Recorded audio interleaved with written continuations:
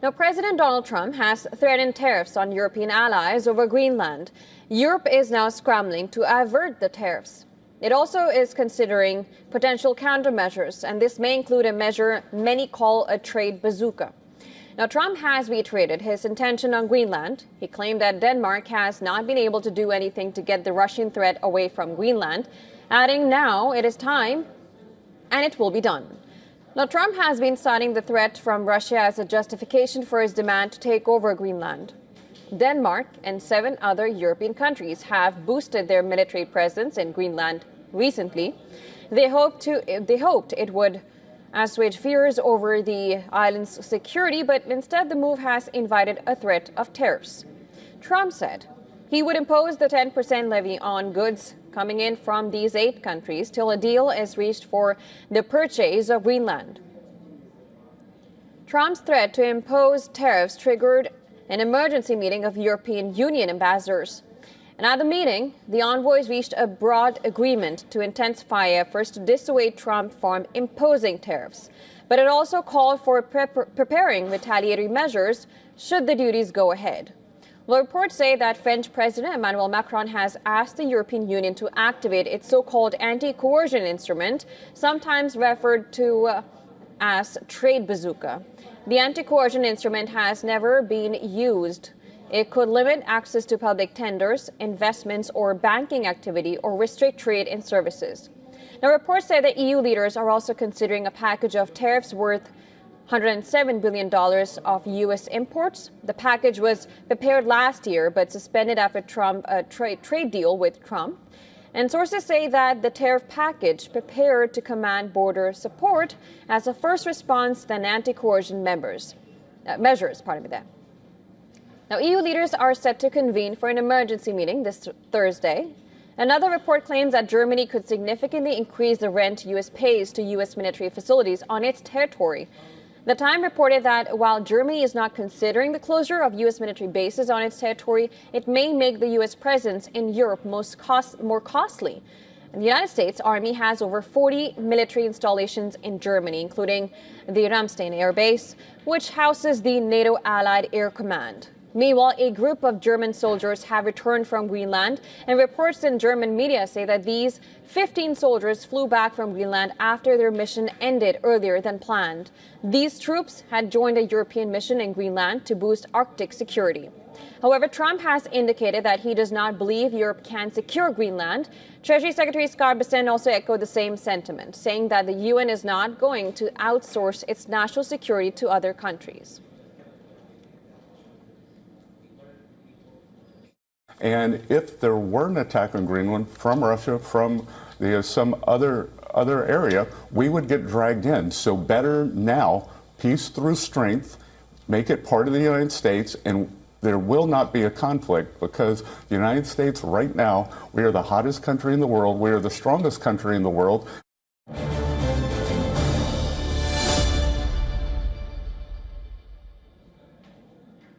All right, to well analyze this further, we're now being joined by James J. Marlowe, joining us from London.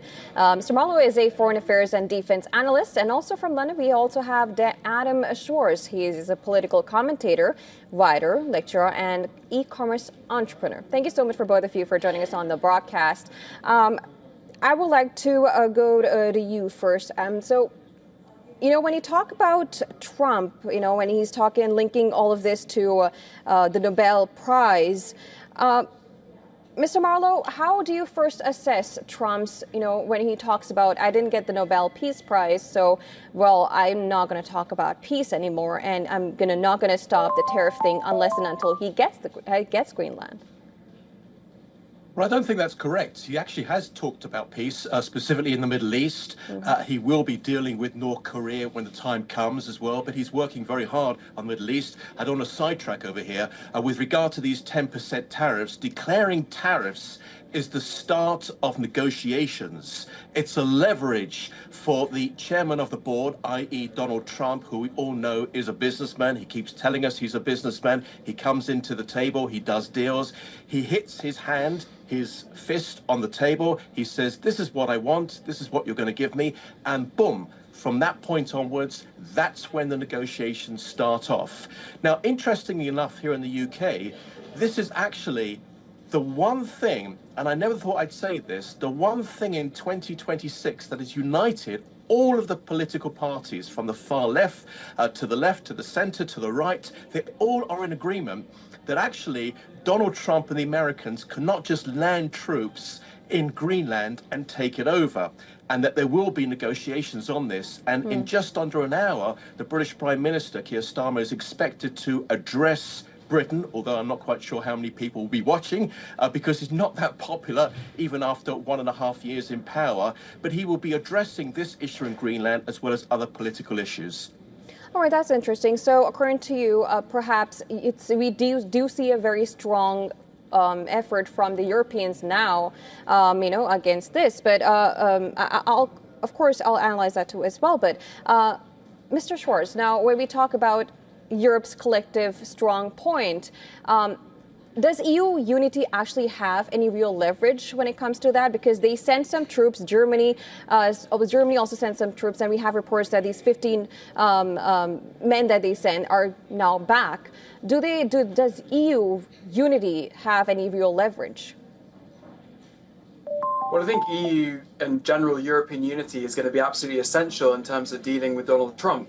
Now, James can dismiss what Trump is doing as simply sort of a business-like tactic. But the reality is that Donald Trump's attempts to coerce Greenland into becoming part of the United States is actually a blatant and egregious violation of the most fundamental principles of international law. And it should not be treated as simply a basic negotiation tactic. Actually, these illegal attempts to take over Greenland should be responded to very forcefully.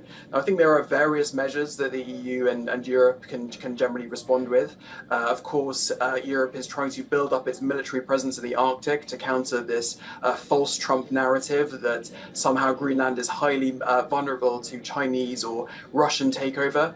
I think in terms of economic responses, the European Union is currently preparing 92 billion euros worth of tariffs in response. And of course, the EU is the largest single market in the world, and so it does certainly have considerable leverage over the United States in terms of how it could actually damage its economy. But I think there are other various steps that the European Union could take, as well as the United Kingdom outside the EU. It could possibly suspend, American tourist visas in America, in Europe, which would be very damaging.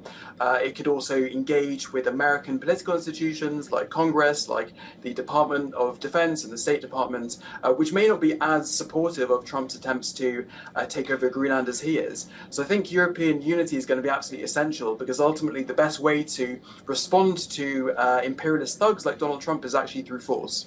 Right. Point taken. Mr. Marlow, how do you analyze Europeans' unity and the ways that they can actually counter U.S. at this point? Well, firstly, the United States, as we all know, is a member of NATO. All the European nations are members of NATO. We are allies. We are friends.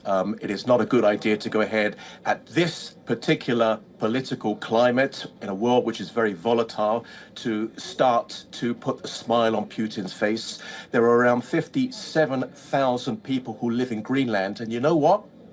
No one has actually asked the people of Greenland what do they want? What do they feel should happen at this point? I understand that a number of Americans have actually visited Greenland, and I've heard directly from them that they say that they don't really care who controls Greenland. At the moment, of course, it's Denmark. They're not happy with Denmark, although Denmark is a very nice country. It's a very small country, and the people of Greenland are looking for investment, the type of investment that a small little country like Greenland cannot give them. So if it's not Greenland, then it could be the United States, it could be Russia, or it could be China. Now, pretty much most of us, including myself, by the way, for the record, do not want Chinese investment in Greenland. They have tried this several times before, and we certainly don't want Russian investment inside of Greenland. That's a definite no-no. But all of this confrontation between each of us within NATO is putting the smile on Putin's face. So what I would like to see is some type of a referendum. Do the Greenland people wish to become independent, break away from the colonial power of Denmark, hear what they have to say, and then we put investment, all of us put investment, the West, NATO, put investment into Greenland because it has so much potential. All of these minerals, which we're all looking at right now, that belongs to the people of Greenland, and they have a right to decide their future, and it's time for them, if they wish, to break away from Denmark. Interesting. You said not if not Denmark, then U.S. And if not U.S., it'll be Russia and China. And that's a very interesting point there. It must never be Russia or China. It must never be that, because that is a danger to NATO, to Europe, and of course the United States. All right, point taken. Mr. Schwartz, how would you analyze that? You know, if not Denmark, then U.S., as our other guest has said. How do you analyze that? And when you look at this confrontation happening between EU and Trump, where is this whole arising at? Why would Europe not be happy with U.S. taking control, considering the fact that, you know, Russia and China would be, you know, another alternative to occupying Greenland?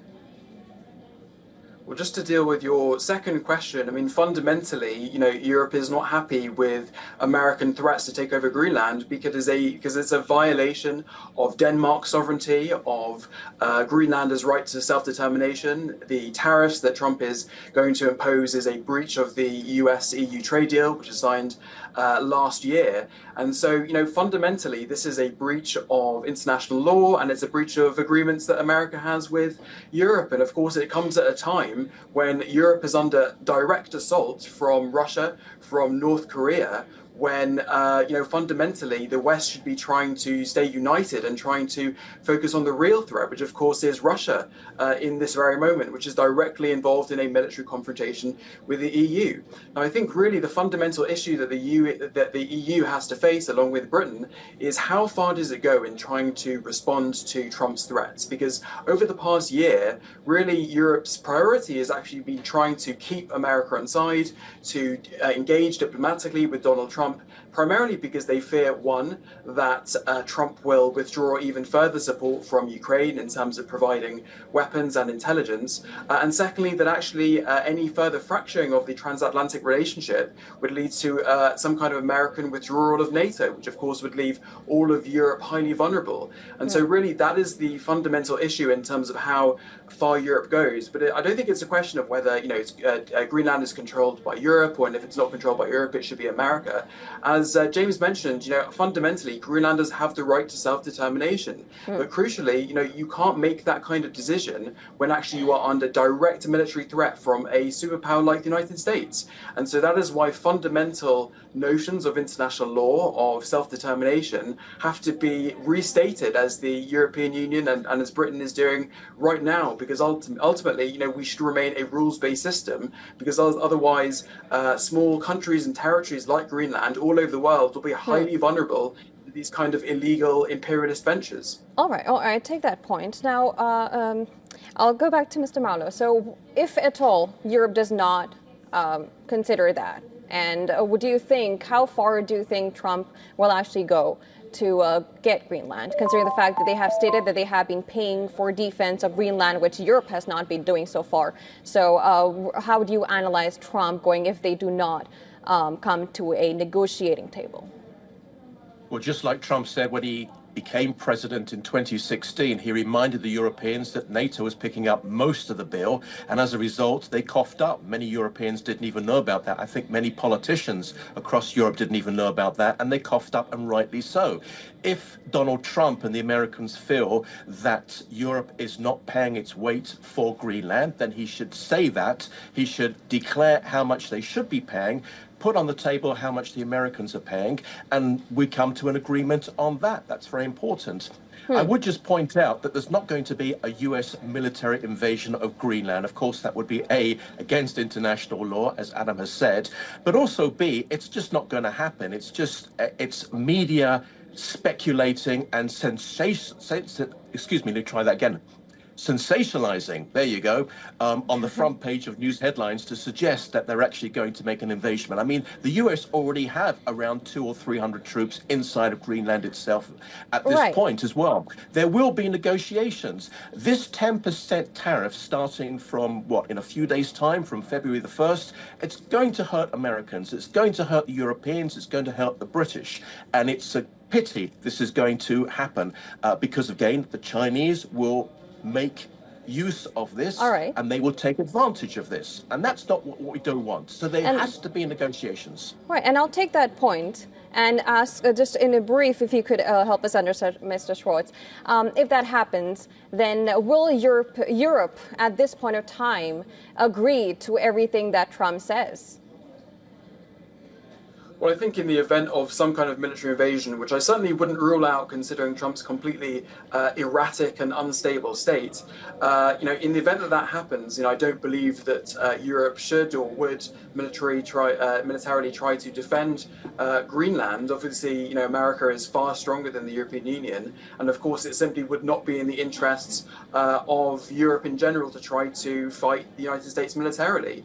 But of course what it can do in that instance is actually not recognize any kind of US takeover or claim of Greenland in international law. And I think ultimately that would send a very strong signal that actually countries can't do whatever they want, and therefore there would be a price that would be paid for this. And I think ultimately Europe would be looking to a more reasonable American president in the future to return Greenland. All right. Well, of course, we'll have to wait till either June or probably Thursday to see how that develops. But thank you to both of you for joining us on the broadcast and giving us your individual analysis on this. Thank you. Good to be with you.